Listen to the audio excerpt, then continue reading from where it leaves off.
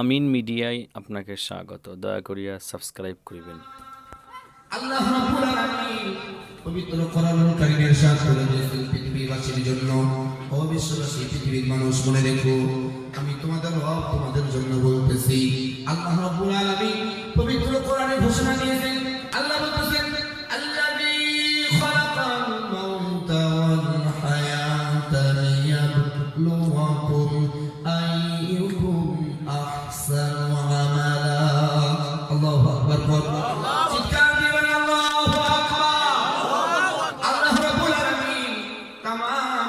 মানুষগুলোকে লক্ষ্য করে বলতেছেন, বিশ্ববাসী, আমি তোমাদের রব তোমাদের জন্য বলছি, তোমরা শোনো। আল্লাযী খালাকাল মাউতা ওয়াল হায়া, আমি আল্লাহ তোমাদের মরণ এবং জীবন দান করেছি। মুসলমান আওয়াজ দিয়ে বলেন, আপনার মরণ জীবন দেওয়ার মালিক কে?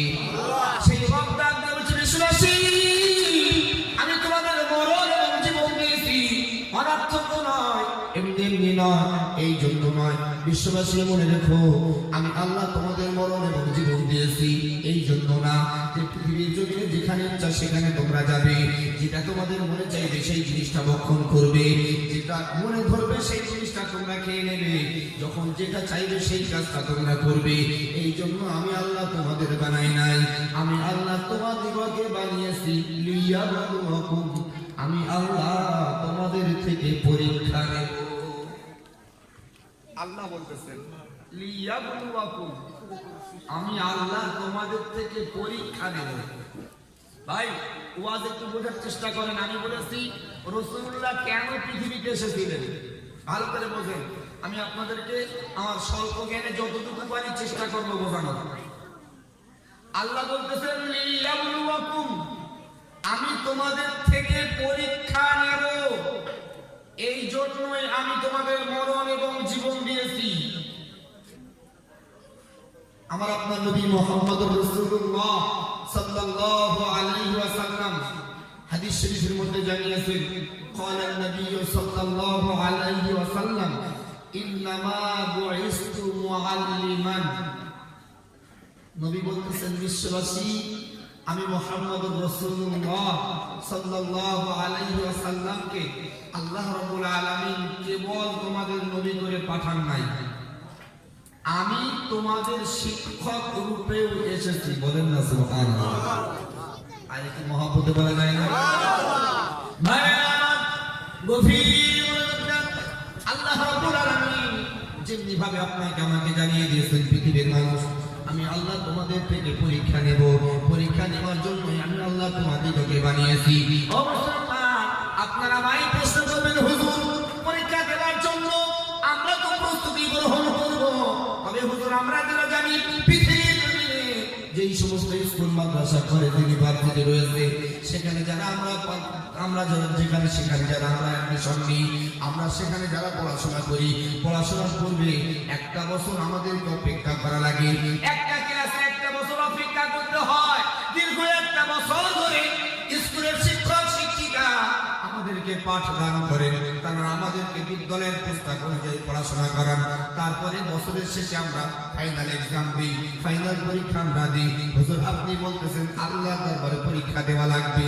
আল্লাহর দরবারে পরীক্ষা যখন আমাকে দিতেই হবে, আল্লাহ কি তাহলে আমাদের জন্য শিক্ষক দেবেন কে? আল্লাহ কি আমাদের জন্য শিক্ষক দিয়েছেন? কে আমাদের শিক্ষক? আমাদেরকে পাঠ দান করবেন কে? কে আমাদের শিক্ষা দেবেন? সেই কথা আমার নবী ১,৫০০ বছর পূর্বে জানিয়েছেন, আমি হলাম তোমাদের শিক্ষক, আল্লাহ আমাকে তোমাদের শিক্ষক রূপে পাঠিয়েছে। সুবহানাল্লাহ। ভাইরা আমার, আবার একটা প্রশ্ন এসে যায়, হুজুর আপনি বলতেছেন আল্লাহর দরবারে পরীক্ষা দিতে হবে, তবে আমরা তো জানি পৃথিবীর জমিনে পরীক্ষায় উত্তীর্ণ হলে তার জন্য পুরস্কার আছে। চাকরির পরীক্ষায় পাস করলে ভালো চাকরি পাওয়া যায়, স্কুলে পরীক্ষায় পাস করলে একটা ক্লাস থেকে আর একটা ক্লাসে উত্তীর্ণ হয়ে যাওয়া যায়, আরো অন্য অন্য জায়গায় পরীক্ষায় উত্তীর্ণ হলে, মাদ্রাসায় পরীক্ষায় পাস করলে মাদ্রাসার সার্টিফিকেট পাওয়া যায়, মাথায় পাগড়ি পরিধান করিয়ে দেয়। হুজুর, আপনি যে পরীক্ষার কথা বলতেছেন আল্লাহর দরবারে পরীক্ষা দিতে, যদি আমরা পরীক্ষায় পাস না করি তাহলে কি হবে? হুজুর, হয়তো আপনার এই কথাটা মিথ্যা, ভুল হচ্ছে। আমরা তো জানি আপনাদের মতো হুজুরদের মুখে শুনেছি এসেছি যেই নবীর উম্মত হওয়ার জন্য আল্লাহ রাব্বুল আলামিন আমাদেরকে জান্নাত দেবেন। সুবহানাল্লাহ। জানেন আপনারা এই কথা? হুজুর আপনি আমার পরীক্ষার কথা কেন বলতেছেন? আমরা তো জানি আপনারাই বলেছেন এমন নবীর উম্মত হয়ে আমরা এসেছি, আর পরীক্ষা কিছু লাগবে না, অটোমেটিক জান্নাতি। রাসূলুল্লাহর উম্মত হওয়ার জন্যই আল্লাহ আমাদেরকে জান্নাত দেবেন। এরকম কথা আমাদের সমাজে প্রচলিত আছে না নাই? কথা বলেন না কেন? আছে না নাই? আছে। মানুষ বলে আমরা শেষ নবীর উম্মত, আমরা জান্নাতি। হ্যাঁ অবশ্যই বারহাক সত্য, শেষ নবীর উম্মত যারা সবাই জান্নাতি, বলেন সুবহানাল্লাহ। প্রত্যেকেই জান্নাতি। শেষ নবীর উম্মত একটাও জাহান্নামায় যাবে না। এখন এখানে প্রশ্ন আসতেছে উম্মত কে? এই ওয়াজ বুঝতেছেন? প্রশ্ন আসতেছে উম্মত, এই উম্মতটা কে? আমি আপনি কি উম্মত হতে পেরেছি না বাইরে আছে? আসেন একটু আমরা কোরআন দেখি, হাদিস দেখি। ভাইরা আরেকটু গভীর মনোযোগ দেন। ও মুসলমান, আপনার অন্তরে বিশ্বাস আছে আপনি শেষ নবীর উম্মত হিসেবে পৃথিবীতে এসেছেন, শেষ নবীর উম্মত হওয়ার জন্য আপনি জান্নাতি হবেন। ও বন্ধু, এই কথা সত্য। আমার নবী হাদিস শরীফের মধ্যে জানিয়েছেন আমার উম্মত যত সময় জান্নাতে প্রবেশ না করে তত সময় পর্যন্ত আল্লাহ রাব্বুল আলামিন অন্য নবীর উম্মতকে জান্নাত দান করবেন না। ভাইরা আমার, সহিহ হাদিসের বর্ণনা এসেছে আল্লাহর নবী মুহাম্মদুর রাসূলুল্লাহ সাল্লাল্লাহু আলাইহি ওয়াসাল্লাম হুজুর আমার সফর মাসের 27 তারিখে হুজুর আমার রোগগ্রস্ত হয়ে পড়লেন। হুজুর আমার অসুস্থতার মধ্যে গ্রেফতার হয়ে গেলেন। মুসলমান বন্ধু আমার নবী সেই দিনেতে মসজিদের মিম্বারে দাঁড়িয়ে খুতবা দিলেন, সাহাবাদের উদ্দেশ্যে কিছু বায়ান করলেন। নবী আমার বায়ান করার শেষে উম্মুল মুমিনিন হযরত আয়েশা সিদ্দিকা রাদিয়াল্লাহু আনহা ঘরেতে ঢুকে পড়লেন। আমার নবী আয়েশার ঘরেতে রয়েছেন। নবী আমার আয়েশার ঘর থেকে আর পার হতে পারেন না। আমার নবী সফর মাসের 27 তারিখ থেকে নিয়ে রবিউল আউয়াল মাসের 12 তারিখ পর্যন্ত উম্মুল মুমিনিন হযরত আয়েশার ঘরে অবস্থান করেছিলেন এবং সেখানে নবী আমার ইহলোক ত্যাগ করেছিলেন। আমার নবী পৃথিবীর জমিন থেকে আমার নবী শেষ নিঃশ্বাস ত্যাগ করেছিলেন। মুসলমান বন্ধু আমার, হাদিস বর্ণনা দেয় আমার নবী হযরত আয়েশার ঘরে রয়েছেন। এমন সময় আল্লাহর ফেরেশতা হযরত আজরাইল আলাইহিস সালাম আমার নবীর ঘরের দরওয়াজার সম্মুখে আমার নবীকে সালাম দিলেন, আসসালামু আলাইকা ইয়া রাসূলুল্লাহ। নবী আমার আজরাইলের সালামের যাওয়া আওয়াজ শুনতে পাওয়ার সঙ্গে সঙ্গে তিনি বুঝতে পারলেন আজরাইল এসে হাজির, অর্থাৎ আমার মৃত্যুর সময় হয়ে এসেছে। মুসলমান ভাইয়েরা আমার নবী হযরত ফাতেমাকে ডেকে বলতেছেন, ও নবী ফাতেমা, তুমি কি দেখতে পাচ্ছ দরওয়াজার সম্মুখে দরওয়াজার পাশে কে দাঁড়ায় আছে? হযরত ফাতেমা ডাক দিয়ে বলতেছেন, আব্বাজান, দরওয়াজার পাশে বিকট একজনকে আমি দেখতে পাচ্ছি। আমার নবী ডাক দিয়ে বলতেছেন, ফাতেমা, ওইটা অন্য কেউ নয়, ওই চেহারার যে মানুষটাকে তুমি দেখতেছো ওটা পৃথিবীর কোনো মানুষ নন, উনি হলেন আল্লাহর ফেরেশতা হযরত আজরাইল, যিনি আমার জান কবজ করার জন্য এসেছেন। আমার নবী হযরত আজরাইলকে ডেকে বলতেছেন, ভাই আজরাইল, ভিতরে প্রবেশ করো, আমি নবী অনুমতি দান করছি, আমার ঘরের ভিতরে চলে এসো। মুসলমান হযরত আজরাইল আমার নবীর সম্মুখে হাজির হয়ে গেলেন। আমার নবীকে ডাক দেয়া বলতেছেন, ইয়া রাসূলুল্লাহ, ইয়া হাবিবাল্লাহ, হুজুর আল্লাহ আপনার থেকে পারমিশন নিতে বলেছেন, আপনি যদি অনুমতি দেন তাহলে আমি আপনার জানটা কবজ করব। আমার নবীর কাছ থেকে পারমিশন নিচ্ছেন, হুজুর আল্লাহ আমাকে বলেছেন আপনি যদি অনুমতি দেন তবেই আপনার জান কবজ করব, অন্যথায় না। আমার নবী আজরাইলকে বলতেছেন, ভাই তুমি তোমার জান কবজ করবে, আমি আল্লাহর সঙ্গে সাক্ষাৎ করব, আল্লাহর সঙ্গে দিদার হবে, তবে একটুখানি অপেক্ষা করো না, দেখি আমার ভাই জিবরাইল আসে কি। সুবহানাল্লাহ, আর একটু মন খুলে বলেন সুবহানাল্লাহ।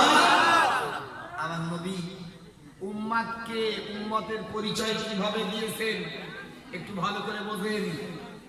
আপনি আমি উম্মত বলে দাবি করছি, উম্মত বলে মিটিং মিছিল করছি, উম্মত বলে বছরে একবার নবী দিবস দিয়ে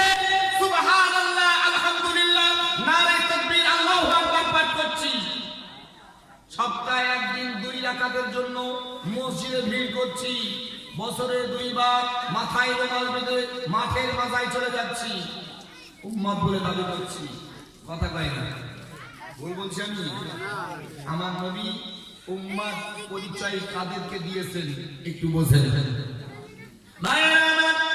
আমার নবী মুহাম্মদুর রাসূলুল্লাহ সাল্লাল্লাহু আলাইহি ওয়াসাল্লাম হুজুর আমার আজরাইলকে ডেকে ডেকে বলতেছেন, ও ভাই আজরাইল, একটুখানি সুযোগ দাও, একটুখানি অপেক্ষা করো, দেখি আমি আমার ভাই জিবরাইল আমার কাছে আসে কি। সঙ্গে সঙ্গে হযরত জিবরাইল আমিন এসে হাজির। আসসালামু আলাইকা ইয়া রাসূলুল্লাহ। আমার নবীকে হযরত জিবরাইল সালাম দিলেন।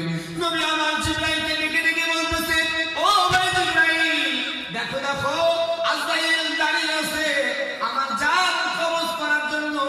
ও ভাই জিবরাইল, বলো বলো, আমার জান কবজ করার জন্য আজরাইল এসে হাজির।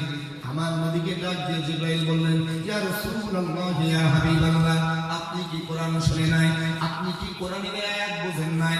আল্লাহ রাব্বুল আলামিন কেমন ভাবে জানিয়ে দিয়েছেন, ইন্নাকা মাইয়িতুন ওয়া ইন্নাহুম মাইয়িতুন। আমার নবীকে হযরত জিবরাইল বলতেছেন, হুজুর আপনি কি ভুলে গিয়েছেন? অবশ্যই আপনাকে তো মৃত্যুর স্বাদ গ্রহণ করতেই হবে।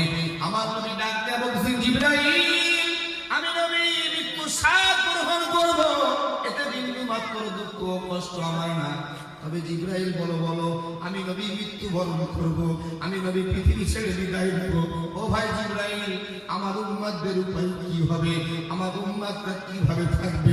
হযরত জিবরাইল আমার নবীর কথা শোনার সঙ্গে সঙ্গে আমার নবীকে ডাক দিয়ে বলতেছেন, ইয়া রাসূলুল্লাহ, ইয়া হাবিবাল্লাহ, হুজুর আপনি চিন্তিত হবেন না।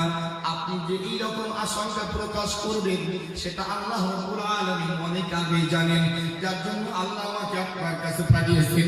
ইয়া রাসূলুল্লাহ, আল্লাহ রাব্বুল আলামিন আমাকে আপনার কাছে পাঠিয়েছেন, আর এই সংবাদ আমাকে দিয়েছেন, আল্লাহ আপনাকে সালাম জানিয়েছেন। সুবহানাল্লাহ, চিল্লায়ে বলুন সুবহানাল্লাহ।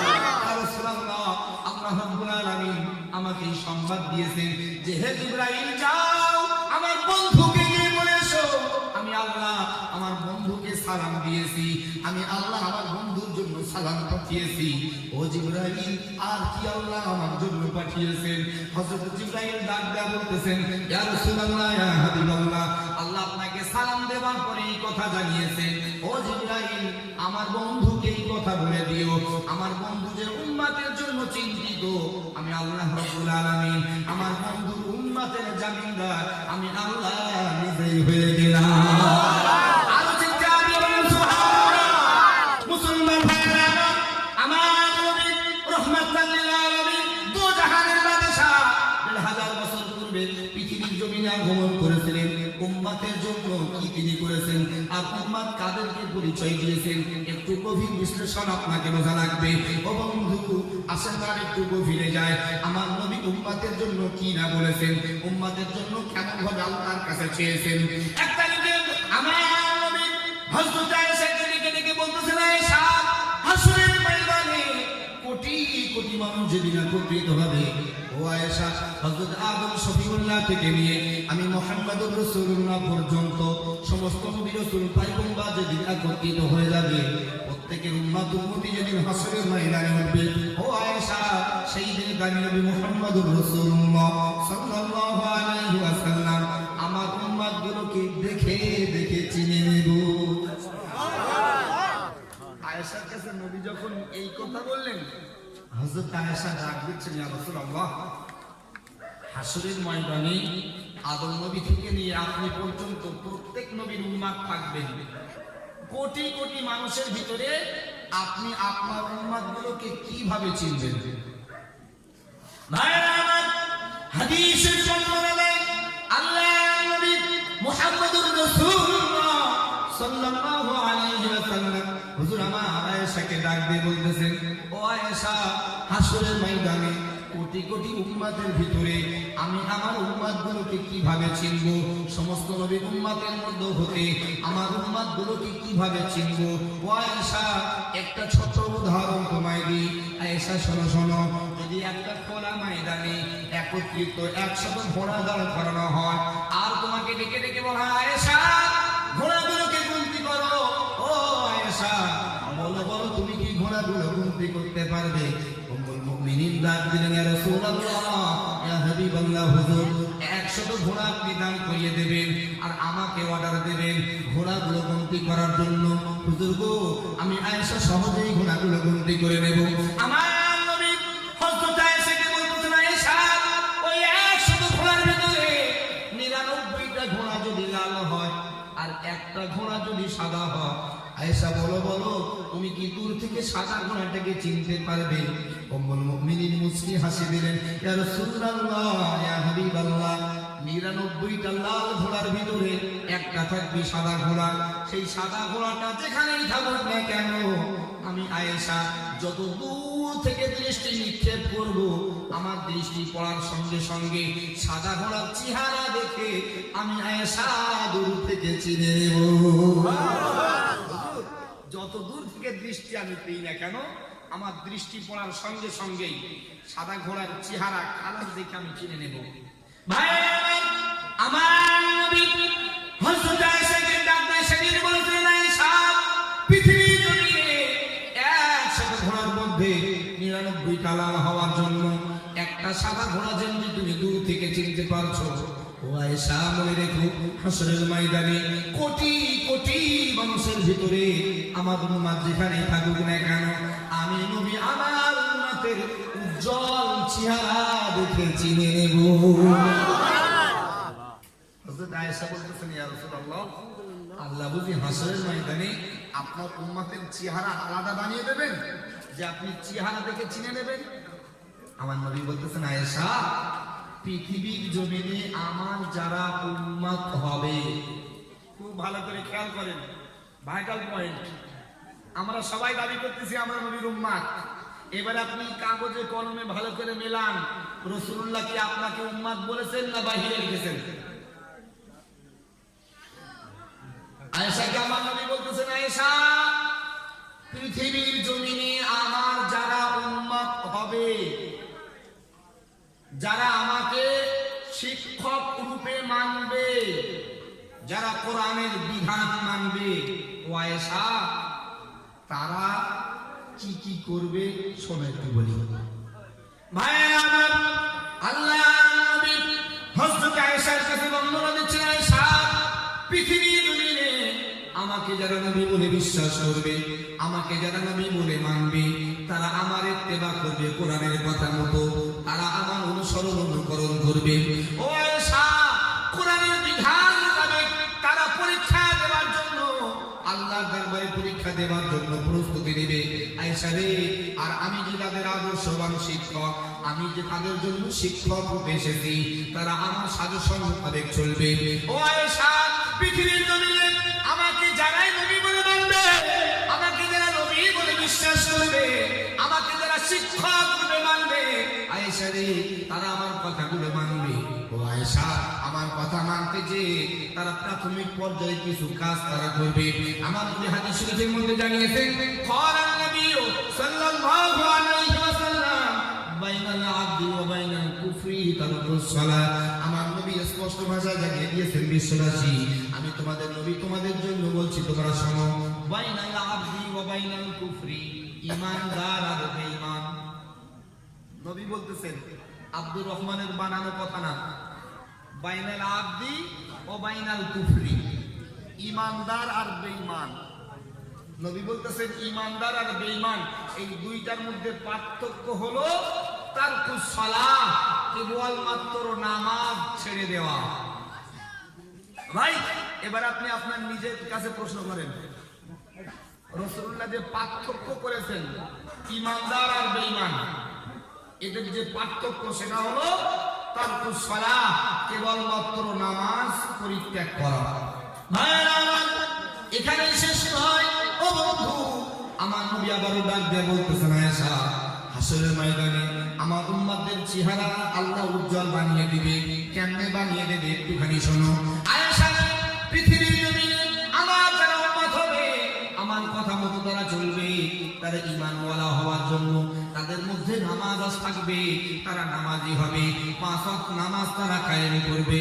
পৃথিবীর জমিনে আল্লাহর হুকুম 5 ওয়াক্ত নামাজ তারা প্রতিষ্ঠা করবে। ও আয়েশা এই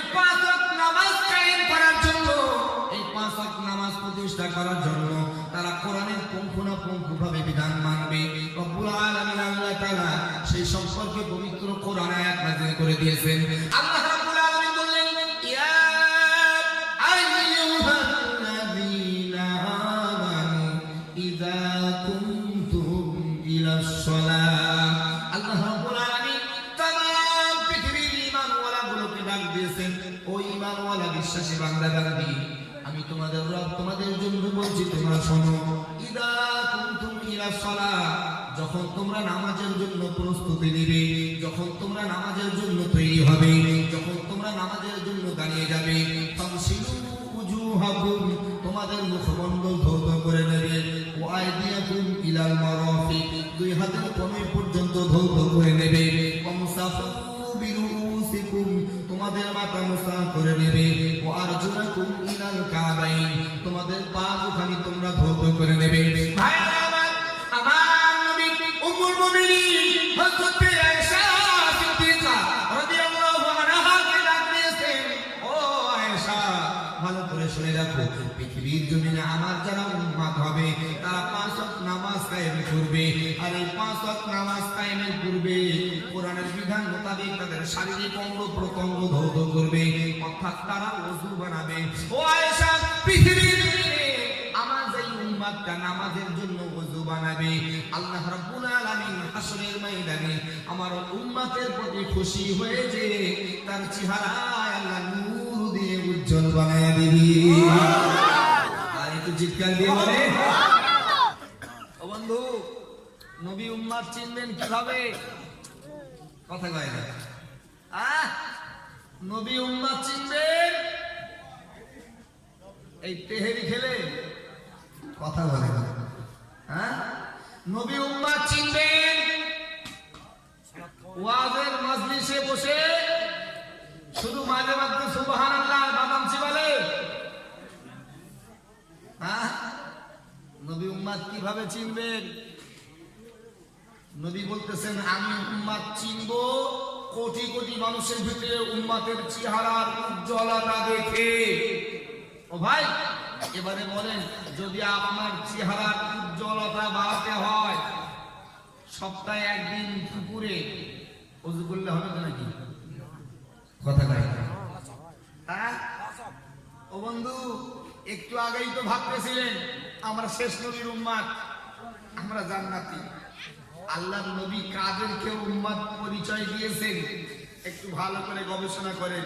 ভাই আমার, বলতে বাধ্য হচ্ছি, বর্তমান সময়, বর্তমান সমাজ এতটাই আমরা নিম্নগামী মুসলিম সেজে মুসলিম সমাজে বাস করছি, অথচ মুসলমানদের রীতি নীতি কানুন আদর্শ আমরা একের পর এক বুড়ো আঙুল দেখাচ্ছি। কথা বলছি ভাই আমার, আপনারা কি ইতিহাস শোনেন নাই? আপনারা কি কোরআন পড়েন নাই? আল্লাহ রাব্বুল আলামিন এই আমাকে আপনাকে যেইভাবে পৃথিবীতে বসবাস করার সুযোগ দান করেছেন, ঠিক এইরকম ভাবেই আমাদের পূর্বে আর একটা জাতিকে আল্লাহ পৃথিবী দান করেছিলেন। জানেন নাই কোন জাতি? জিন জাতি। আজকে আমি আপনি ঘর বানাচ্ছি, বাড়ি সুন্দর, বাড়ি গাড়ি এত কিছু করছি, তারাও এক সময় পৃথিবীতে এইভাবেই জীবন যাপন করেছে, কিন্তু বর্তমান তাদের আর এই সুযোগ নাই। কি কারণে? তারা আল্লাহকে ভুলে গিয়েছিল। তারা পৃথিবীর মায়ায়, পৃথিবীর লোভে তারা নিজেদের মধ্যে মারামারি, কাটাকাটি, দাঙ্গা হাঙ্গামা এতটাই করেছিল, আল্লাহ বিরক্ত হয়ে তাদের প্রতি গজব দিয়ে তাদের ধ্বংস করতে বাধ্য হয়েছিল। আপনি আমি কি সেটাই চাই যে আল্লাহ আমাকে আপনাকে ধ্বংস করে দিন? কথা কন না কেন? চাই কি? তাহলে সময় আছে, ফিরে আসেন, কিছু বোঝেন। রাসূলুল্লাহ পৃথিবীতে এমনি এমনি আসেননি, তিনি এসেছেন আমাকে আপনাকে অন্ধকার থেকে আলোর দিকে নিয়ে যাওয়ার জন্যই। ভাইরা, বলতে বলতে অনেকটা এসেছি। মুসলমান, আমি আপনাকে শুরুতেই বলেছি, স্রষ্টার দরবারে পরীক্ষা আপনার দেওয়া লাগবে, আল্লাহর দরবারে পরীক্ষা আপনাকে দিতেই হবে। আর আল্লাহর দরবারে পরীক্ষা দেওয়ার জন্য আল্লাহ রাব্বুল আলামিন উপযুক্ত শিক্ষক আপনার জন্য আমার জন্য পাঠিয়েছেন। মুসলমান বন্ধু আমার, শুধু শিক্ষক পাঠিয়েছেন তা নয়, আল্লাহ রাব্বুল আলামিন আপনাকে আমাকে সঠিক রাস্তায় চলার জন্য গাইডলাইন স্বরূপ 6666 খানা আয়াত বিশিষ্ট একটি পূর্ণাঙ্গ কিতাব আল্লাহ নাযিল করে দিয়েছেন।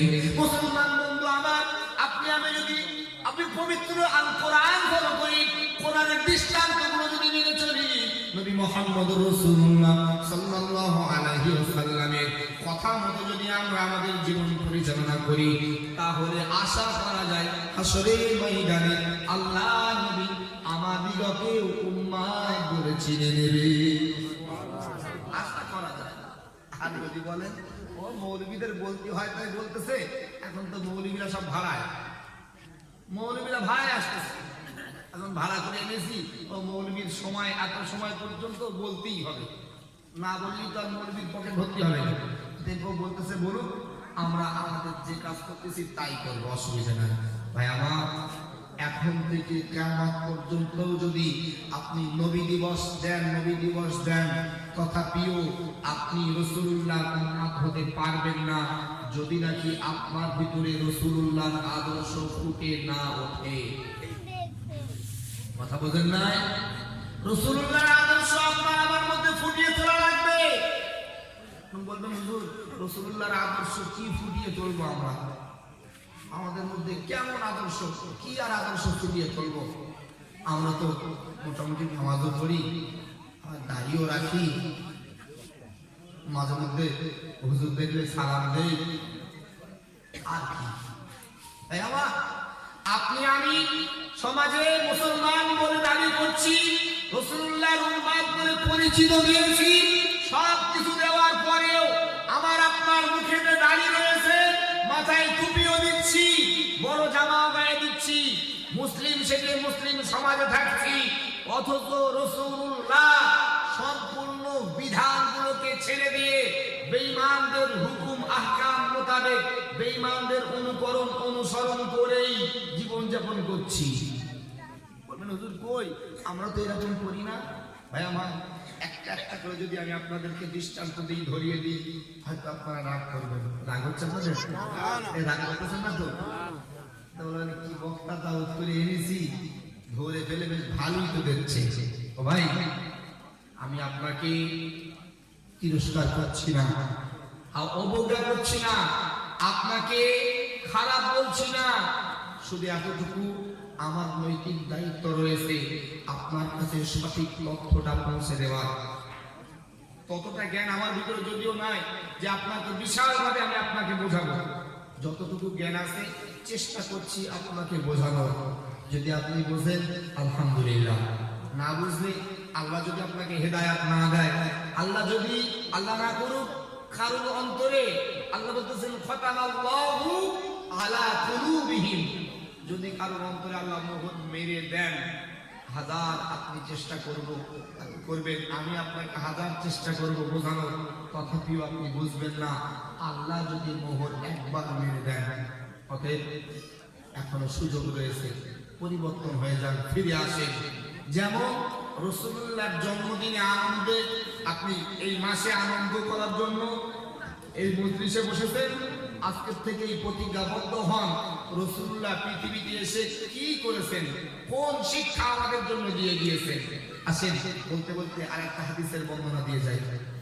বলবো পিছনের মানুষগুলো চুপ মেরে গেছেন, যদি আপনারা চুপ মেরে থাকেন, কিছু আওয়াজ না দেন, তাহলে ভাববো হয়তো আপনাদের আর ভালো লাগতেছে না, আবার পরবর্তী বক্তা নিয়ে আসবে নাকি। কথা কয় সবাই ঠিক আছেন? দেখি কেমন ঠিক আছেন। লিল্লাহি তাকবীর। এই কয়েকজন তাও মুরব্বী চাচারা, যুবক ভাইয়েরা বলতেছে আমরা তো সব ধরা পেয়ে যাচ্ছি, আমরা আর বেশি সাই দেব না, সব ধরা খাচ্ছি তো আমরা। কথা বুঝেন নাই? যুবকেরা দেখতেছে সব যা কিছু হুজুর বলতেছে এর মধ্যে আমরা ধরা খেয়ে যাচ্ছি, আমরা বেশ অনেকদিন ধরে কালেকশন করেছি এই গ্রামে সবার কাছ থেকে যে টাকা পয়সা নিয়ে আজকের একটু বেশ ভালো পাঞ্জাবি গায়ে দিয়ে টুপি মাথায় দিতে হয় না, পাঞ্জাবি গায়ে গলায় একটা ওড়না ঝুলিয়ে দিয়ে রাস্তায় ঘুরতেছি, বুকে একটা ব্যাগ লাগিয়ে, ও কি সুন্দর দৃশ্য। আর হুজুর যা বলতেছে দেখতে সব আমাদের বিপক্ষে। ভাইরা আমার, ও আমার যুবক বন্ধু, বলটা কাঁদবেন না, ভুল বুঝবেন না, আমি আপনাকে বোঝানোর লক্ষ্যে বলতেছি। ভাইরা আমার নবী মুহাম্মদুর রাসূলুল্লাহ সাল্লাল্লাহু আলাইহি ওয়াসাল্লাম হুজুর আমাদের হাজার বছর পূর্বে পৃথিবীর জমিনে এসেছিলেন। আমার নবী পৃথিবীতে এসে পৃথিবীতে আসার পরে কত কষ্ট সহ্য করেছেন দিন কায়েম করার জন্য। ও মুসলমান, ও ভবানীপুর এলাকার মুসলমানেরা, একটু কি আপনারা আমায় বলবেন, আপনারা যদি নামাজ পড়তে যান আপনাদের কি কেউ বাধা দেয়? আপনারা যদি কোরআন তেলাওয়াত করতে যান কেউ কি আপনাদের আঘাত করে? আপনারা যদি আপনাদের জবান দিয়ে বলেন লা ইলাহা ইল্লাল্লাহ মুহাম্মাদুর রাসূলুল্লাহ এই কথা বলার জন্য যদি আপনাকে কেউ কোনো সময় কেউ কোনো গালিগালাজ করেছে, না মুসলমান এমনটা তো আপনাকে কেউ করে না, তথাপিও আপনাকে মসজিদে পাওয়া যায় না, তথাপিও আপনাকে আল্লাহর হুকুম মানতে দেখা যায় না, তথাপিও আপনাকে শরীয়তের বিধান মোতাবেক চলতে দেখা যায় না। ও বন্ধু, আপনি কি জানেন এই কোরআন প্রতিষ্ঠার জন্য, এই দিন কায়েম করার জন্য, এই দিনকে পৃথিবীর জমিনে বাস্তবায়ন করার জন্য আমার নবী রহমাতুল লিল আলামিন হুজুর কতটা কষ্ট সহ্য করেছেন, কতটা ত্যাগ স্বীকার করেছেন? তা মুসলমান হয়তো আপনার জানা নাই। আসেন আপনাকে হাদিসের বর্ণনা দিই। উম্মুল মুমিনিন হযরত আয়েশা সিদ্দিকা রাদিয়াল্লাহু আনহার ঘরেতে এক তারিখে আমার নবী প্রবেশ করেছেন।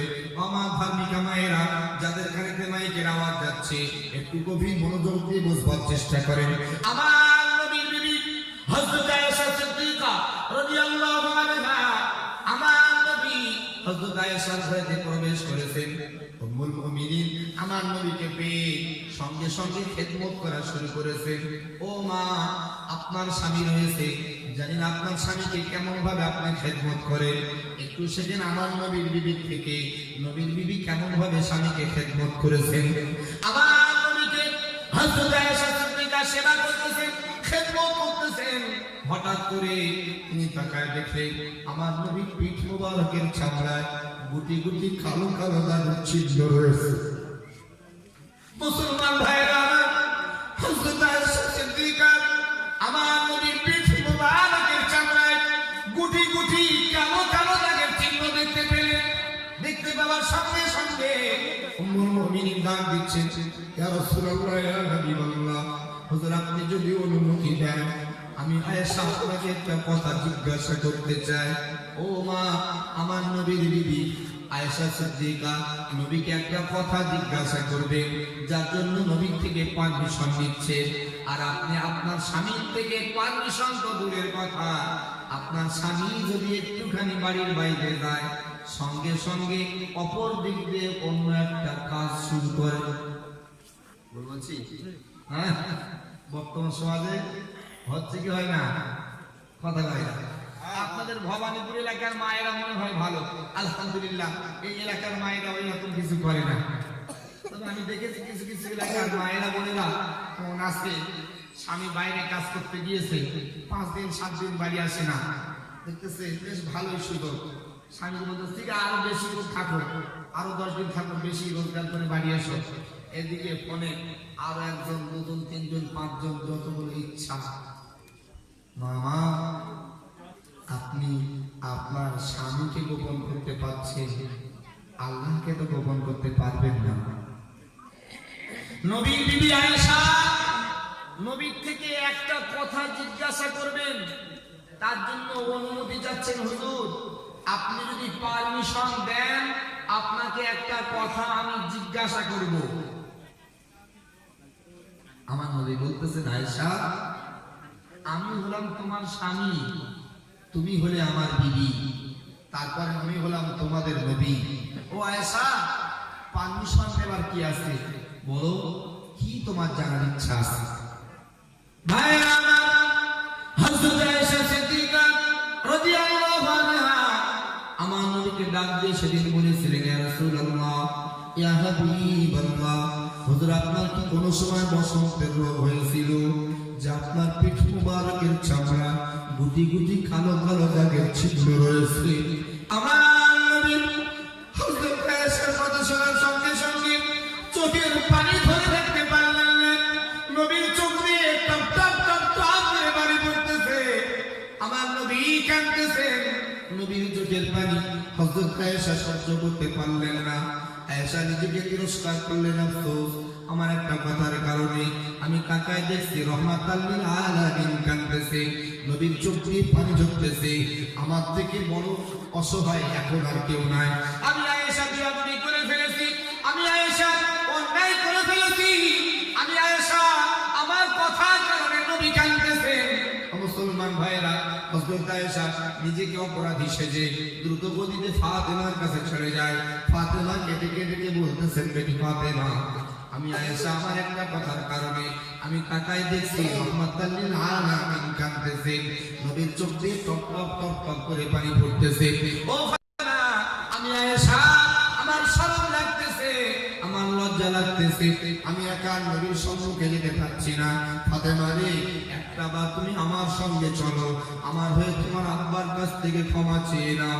আমার কথায় নবী যদি দুঃখ পায়, আল্লাহর রাস্তায় তিনি যেন আমাকে মাফ করে দেন।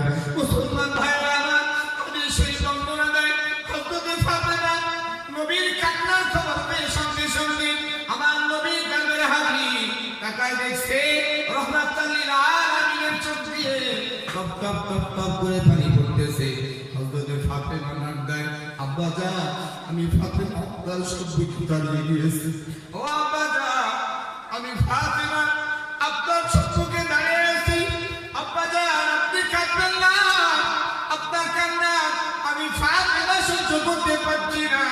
ও আব্বা জান, আমাদের আম্মা আয়েশা যদি বেয়াদবি করে, আয়েশা যদি অন্যায় করে ফেলে, আয়েশার কথায় আপনি যদি দুঃখ পেয়ে যান, আমি ফাতেমা আপনার কাছে আয়েশার হয়ে ক্ষমা চাইতেছি। আল্লাহ রাস্তায় নিয়ে আয়েশাকে মাফ করে দেন।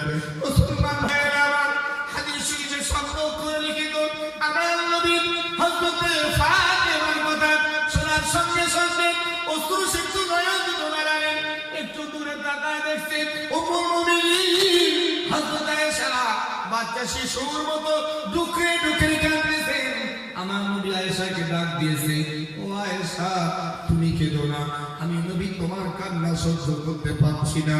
আয়েশা, তোমার কান্না দেখলে আমি নবী সহ্য করতে পারি না। ও আয়েশা, তুমি কেঁদো না, তবে আয়েশা শোনো, আমি নবী তোমার কথায় কষ্ট পাই না, আমি নবী তোমার কথায় দুঃখ পাই না। তবে যেই কথাটা তুমি আমাকে শুনিয়েছো, ওই কথাটা শোনার সঙ্গে সঙ্গে আমার এক করুণ দিনের কথা মনে পড়ে গিয়েছে, যার জন্য আমি আমার চোখের পানি ধরে রাখতে পারলাম না। হযরত আয়েশা সিদ্দিকা চোখের পানি ছেড়ে দিয়ে আমার নবীকে ডাক দেয়, রাসূলুল্লাহ, ইয়া হাবিবাল্লাহ, কোন করুণ দিনের কথা আপনার মনে পড়ে গিয়েছে যে আপনি আপনার চোখের পানি ধরে রাখতে পারলেন না? আমার নবী ডাক দেয়া বলতেছে, আয়েশা, একটু আগে তুমি জামাই জিজ্ঞাসা করেছো, ইয়া রাসূলুল্লাহ, হুজুর আপনার কি কোনো সময় বসন্তের রোগ হয়েছিল যে আপনার পিঠ মোবারকের চামড়ায় গুটি গুটি কালো কালো দাগের চিহ্ন রয়েছে? ও আয়েশা, আমি নবী মুহাম্মদুর রাসূলুল্লাহ সাল্লাল্লাহু আলাইহি ওয়াসাল্লাম আমার জীবনে কোনোদিন বসন্তের রোগ হয় নাই। আয়েশা রে, আমার পিঠে যে দাগগুলো দেখতেছো, এই দাগগুলো বসন্তের রোগের দাগ না। ও আয়েশা, এই দাগগুলো তায়েফের মানুষের পাথরের আঘাতের দাগ। মুসলমান বন্ধুরা, আমার নবী টুকরে টুকরে কাঁদতেছে। হযরত আয়েশা আর কাছে বর্ণনা দেন, হযরত আয়েশা কাঁদতেছে, ফাতেমাও কাঁদতেছে। আয়েশা ডাকে, রাসূলুল্লাহ, ইয়া হাবিবাল্লাহ, তায়েফের মানুষের কাছে কি অপরাধ আপনি করেছিলেন, কি অন্যায় আপনি করেছিলেন যে তায়েফের মানুষেরা আপনাকে এত আঘাত দিয়েছে, যার চিহ্ন এখন আপনার পিঠ মুবারকে রয়েছে? আমার নবী ডাক দিয়ে সেদিন বলেছিলেন, আয়েশা, ও ফাতেমা, তায়েফের মানুষের কাছে আমি নবী বিন্দু মাত্র অপরাধ করি নাই, আমি নবী কিঞ্চিত পরিমাণ অন্যায় করি নাই। আয়েশা, তায়েফের মানুষের কাছে আমি নবী কোনো অপরাধ করি নাই, আমি নবী মুহাম্মদুর রাসূলুল্লাহ সাল্লাল্লাহু আলাইহি ওয়াসাল্লাম আল্লাহ রাব্বুল আলামিন আমাকে নবুয়ত দান করেছিলেন। আমি নবুয়ত প্রাপ্ত হওয়ার পরেতে তায়েফের মানুষগুলোকে আমি নবুয়তের দায়িত্ব পালনের জন্য তাদেরকে ডাক দিয়ে দিয়ে বলতেছিলাম, ও তায়েফের মানুষেরা, তোমরা আল্লাহকে রব স্বীকার করো আর আমাকে আল্লাহর পাঠানো পয়গম্বর বিশ্বাস করো। আয়েশা রে, তায়েফের মানুষগুলোকে আমি দাওয়াত দিতেছিলাম, একদিন নয়, দুদিন নয়, একাধারে 3-3টা দিন তায়েফের মানুষগুলোকে দাওয়াত দিয়েছিলাম। আয়েশা, 3 দিন যাবত দাওয়াত দেওয়ার পরেও একজন তায়েফের মানুষ আমাকে নবী বলে বিশ্বাস করে নাই, আল্লাহকে রব বলে স্বীকার করে নাই। আয়েশা, 3 দিন পরেতে আমি নবী মুহাম্মদুর রাসূলুল্লাহ সাল্লাল্লাহু আলাইহি ওয়াসাল্লাম তায়েফের জমিন থেকে ফিরে আসতেছিলাম। এমন সময় তাকায় দেখি তায়েফের মানুষগুলা রাস্তার পাথরগুলো তোলে আর আমি নবী আমার শরীরের দিকে নিক্ষেপ করা শুরু করেছে। আমার নবীর চোখ দিয়ে টপ টপ টপ টপ করে পানি পড়তেছে। হযরত আয়েশা কাছে বন্দনা দিচ্ছে, ও আয়েশা, তায়েফের মানুষেরা সেদিন এত পাথরের আঘাত আমায় দিয়েছিল, আমার গোটা শরীরের চামড়াগুলো ক্ষত বিক্ষত হয়েছিল, আমার শরীর থেকে রক্ত ঝরেছিল, আমি নবী বেহুশ হয়ে তায়েফের জমিনে পড়ে গিয়েছিলাম। হযরত আয়েশা সিদ্দিকা আমার নবীকে ডাক দিলেন, রাসূলুল্লাহ, ইয়া হাবিবাল্লাহ, তায়েফের মানুষ আপনাকে আঘাত দিয়েছে, এত কষ্ট দিয়েছে, আল্লাহ বুঝি কোনো সাহায্য আপনার জন্য পাঠায় নাই যে আপনি এত কষ্ট পেয়েছেন, আল্লাহ কোনো সাহায্য আপনার জন্য করে নাই। আমার নবী ডাক দেয়া বলতেছেন, আয়েশা বলো কি? সঙ্গে সঙ্গে আল্লাহ সাহায্য আমার কাছে এসেছিল। ও আয়েশা, সঙ্গে সঙ্গে হযরত জিবরাইল আমিন আমার কাছে চলে আসে, আমাকে ডাক দিয়ে বলতেছিলেন, ইয়া রাসূলুল্লাহ, ইয়া হাবিবাল্লাহ, হুজুর আপনি পারমিশন দেন, আপনি অনুমতি দেন, উহুদ পাহাড়টাকে তুলে নিয়ে তায়েফের মানুষগুলোকে চাপা দিয়ে শেষ করে দেব। ও আয়েশা, আমি নবী সেদিন জিবরাইলকে ডেকে ডেকে বলতেছিলাম, ও ভাই জিবরাইল, আজকে তায়েফের মানুষগুলো পারলে আলহামদুলিল্লাহ, যদি মনে করেন মৌলভী আপনার কথা আমরা নেব না, আপনার ব্যক্তিগত ব্যাপার। ভাই আমার, আমি বলেছি আজ থেকে 1000 বছর পূর্বে রাসূলুল্লাহ কেন পৃথিবীতে এসেছিলেন? তেহরি খাওয়ার জন্য? এই কথা বল না কেন? হ্যাঁ, মিছিল মিটিং করার জন্য? না। রাসূলুল্লাহ কেন এসেছিলেন পৃথিবীতে? একটু আসেন গবেষণা করে দেখি। ভাইরা আমার, আল্লাহ রাব্বুল আলামিন পবিত্র কোরআনুল কারীমে ইরশাদ করে দিয়েছেন পৃথিবীবাসীর জন্য, ও বিশ্ববাসী, পৃথিবীর মানুষ, মনে রেখো, আমি তোমাদের রব তোমাদের জন্য বলতেছি। আল্লাহ রাব্বুল আলামিন পবিত্র কোরআনে ঘোষণা দিয়েছেন, আল্লাহ বলতেছেন, আল্লাযী খালাকাল মাউতা ওয়াল হায়াতা লিয়াবলুয়াকুম আইয়ুকুম আহসানু আমালা। আল্লাহু আকবার। চিৎকার দিবেন আল্লাহু আকবার। আল্লাহ রাব্বুল আলামিন তাম পৃথিবীর মানুষগুলোকে লক্ষ্য করে বলতেছেন, বিশ্ববাসী, আমি তোমাদের রব তোমাদের জন্য বলছি, তোমরা শোনো। আল্লাযী খালাকাল মাউতা ওয়াল হায়া, আমি আল্লাহ তোমাদের মরণ এবং জীবন দান করেছি। মুসলমান আওয়াজ দিয়ে বলেন, আপনার মরণ জীবন দেওয়ার মালিক কে? আল্লাহ। সেই রব ডাক দিয়ে বলছে, বিশ্ববাসী, আমি তোমাদের মরণ এবং জীবন দিয়েছি, অনার্থক নয়, এমনি এমনি নয়, এই জন্য নয়। বিশ্ববাসী মনে রেখো, আমি আল্লাহ তোমাদের মরণ এবং জীবন দিয়েছি এই জন্য না যে পৃথিবীর জমিনে যেখানে ইচ্ছা সেখানে তোমরা যাবে, যেটা তোমাদের মনে চাইবে সেই জিনিসটা ভক্ষণ করবে, যেটা মনে ধরবে সেই জিনিসটা তোমরা খেয়ে নেবে, যখন যেটা চাইবে সেই কাজটা তোমরা করবে। এই জন্য আমি আল্লাহ তোমাদের বানাই নাই, আমি আল্লাহ তোমাদেরকে বানিয়েছি লিয়াবলুয়াকুম, আমি আল্লাহ তোমাদের থেকে পরীক্ষা নেব। আল্লাহ বলতেছেন, লিয়াবলুয়াকুম, আমি আল্লাহ তোমাদের থেকে পরীক্ষা নেব। ভাই, ওয়াজ একটু বোঝার চেষ্টা করেন। আমি বলেছি রাসূলুল্লাহ কেন পৃথিবীতে এসেছিলেন, ভালো করে বোঝেন। আমি আপনাদেরকে আমার স্বল্প জ্ঞানে যতটুকু পারি চেষ্টা করবো বোঝানোর। আল্লাহ বলতেছেন, লিয়াবলুয়াকুম, আমি তোমাদের থেকে পরীক্ষা নেব, এই জন্যই আমি তোমাদের মরণ এবং জীবন দিয়েছি। আমার আপনার নবী মুহাম্মদুর রাসূলুল্লাহ সাল্লাল্লাহু আলাইহি ওয়াসাল্লাম হাদিস হাদিস শরীফের মধ্যে জানিয়েছেন ক্বালা নবী সাল্লাল্লাহু আলাইহি ওয়াসাল্লাম ইন্নামা বুইসতু মুআল্লিমান। নবী বলতেছেন বিশ্ববাসী আমি মুহাম্মদুর রাসূলুল্লাহ সাল্লাল্লাহু আলাইহি ওয়াসাল্লামকে আল্লাহ রাব্বুল আলামিন কেবল তোমাদের নবী করে পাঠান নাই, আমি তোমাদের শিক্ষক রূপেও এসেছি। বলেন না সুবহানাল্লাহ। আর কি মহব্বতে বলা যায় না? গভীর আল্লাহ রাব্বুল আলামিন যেমনি ভাবে আপনাকে আমাকে জানিয়ে দিয়েছেন পৃথিবীর মানুষ আমি আল্লাহ তোমাদের থেকে পরীক্ষা নেব, পরীক্ষা নেওয়ার জন্য আমি আল্লাহ তোমাদেরকে বানিয়েছি। ও মুসলমান, আপনারা ভাই প্রশ্ন করবেন হুজুর পরীক্ষা দেওয়ার জন্য আমরা তো প্রস্তুতি গ্রহণ করব, তবে হুজুর আমরা যারা জানি পৃথিবীর জমিনে যেই সমস্ত স্কুল মাদ্রাসা কলেজ ইউনিভার্সিটি রয়েছে সেখানে যারা আমরা যেখানে সেখানে যারা আমরা অ্যাডমিশন নিই, আমরা সেখানে যারা পড়াশোনা করি, পড়াশোনার পূর্বে একটা বছর আমাদেরকে অপেক্ষা করা লাগে। একটা ক্লাসে একটা বছর অপেক্ষা করতে হয়। দীর্ঘ একটা বছর ধরে স্কুলের শিক্ষক শিক্ষিকা আমাদেরকে পাঠদান করেন, তারা আমাদেরকে বিদ্যালয়ের পুস্তক অনুযায়ী পড়াশোনা করান। তারপরে বছরের শেষে আমরা ফাইনাল এক্সাম দিই, ফাইনাল পরীক্ষা আমরা দিই। হুজুর আপনি বলতেছেন আল্লাহর দরবারে পরীক্ষা দেওয়া লাগবে, আল্লাহর দরবারে পরীক্ষা যখন আমাকে দিতেই হবে, আল্লাহ কি তাহলে আমাদের জন্য শিক্ষক দেবেন কে? আল্লাহ কি আমাদের জন্য শিক্ষক দিয়েছেন? কে আমাদের শিক্ষক? আমাদেরকে পাঠ দান করবেন কে? কে আমাদের শিক্ষা দেবেন?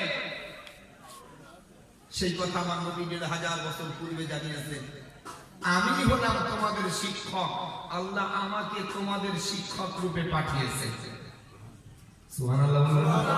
ভাইরা আমার, আবার একটা প্রশ্ন এসে যায়, হুজুর আপনি বলতেছেন আল্লাহর দরবারে পরীক্ষা দিতে হবে, তবে আমরা তো জানি পৃথিবীর জমিনে পরীক্ষায় উত্তীর্ণ হলে তার জন্য পুরস্কার আছে।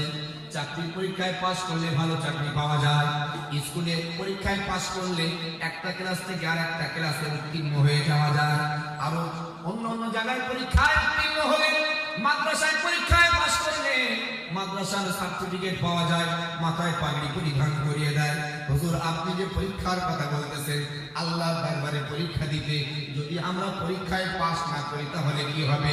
হুজুর হয়তো আপনার এই কথাটা মিথ্যা, ভুল হচ্ছে। আমরা তো জানি আপনাদের মতো হুজুরদের মুখে শুনেছি আমরা এমন একজন নবীর উম্মত হয়ে এসেছি যেই নবীর উম্মত হওয়ার জন্য আল্লাহ রাব্বুল আলামিন আমাদেরকে জান্নাত দেবেন। সুবহানাল্লাহ। জানেন আপনারা এই কথা? হুজুর আপনি পরীক্ষার কথা কেন বলতেছেন? আমরা তো জানি আপনারাই বলেছেন এমন নবীর উম্মত হয়ে আমরা এসেছি, আর পরীক্ষা কিছু লাগবে না, অটোমেটিক জান্নাতি। রাসূলুল্লাহর উম্মত হওয়ার জন্যই আল্লাহ আমাদেরকে জান্নাত দেবেন। এরকম কথা আমাদের সমাজে প্রচলিত আছে না নাই? কথা বল না কেন? আছে না নাই? আছে।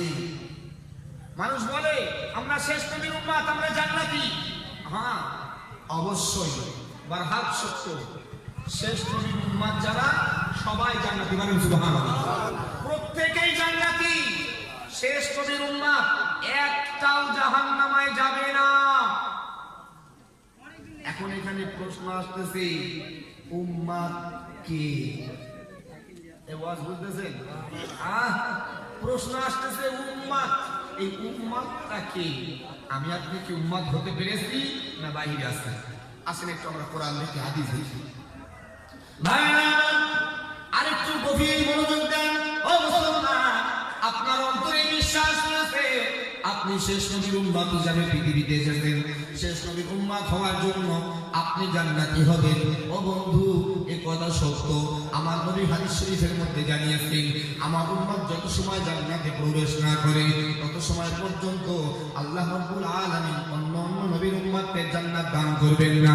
ভাইরা আমার, সহিহ হাদিসের বর্ণনা এসেছে আল্লাহর নবী মুহাম্মদুর রাসূলুল্লাহ সাল্লাল্লাহু আলাইহি ওয়াসাল্লাম হুজুর আমার সফর মাসের 27 তারিখে হুজুর আমার রোগগ্রস্ত হয়ে পড়লেন। হুজুর আমার অসুস্থতার মধ্যে গ্রেফতার হয়ে গেলেন। মুসলমান বন্ধু আমার নবী সেই দিনেতে মসজিদের মিম্বারে দাঁড়িয়ে খুতবা দিলেন, সাহাবাদের উদ্দেশ্যে কিছু বায়ান করলেন।